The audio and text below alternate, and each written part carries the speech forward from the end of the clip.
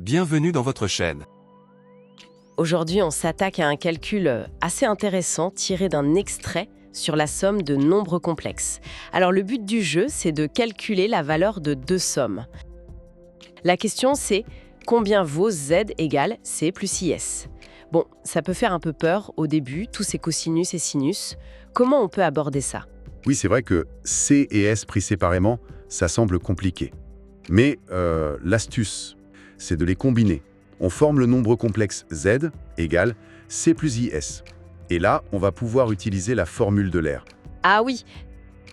Donc si je réécris z, ça donne 1 plus cos de pi cinquième plus i sinus de pi cinquième plus jusqu'à cos de 9 pi cinquième plus i sinus de 9 pi cinquième. C'est bien ça. Tout à fait. Et donc, avec Euler, chaque terme entre crochets devient une exponentielle complexe. Exactement. Z devient 1 plus EI pi 5 plus EI de pi 5 plus et ainsi de suite jusqu'à EI 9 pi 5. Et là, on voit apparaître quelque chose. 1, c'est comme EI0 pi 5. Voilà. Et EI de pi 5, c'est EI pi 5 au quart, etc. Donc on a 1 plus Q plus Q2 plus Q9 où Q égale EI pi 5. Ah mais oui, c'est une somme des termes d'une suite géométrique. Une structure bien connue.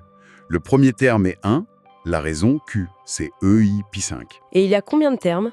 De l'exposant 0 à 9, ça fait 10 termes. Oui, 10 termes.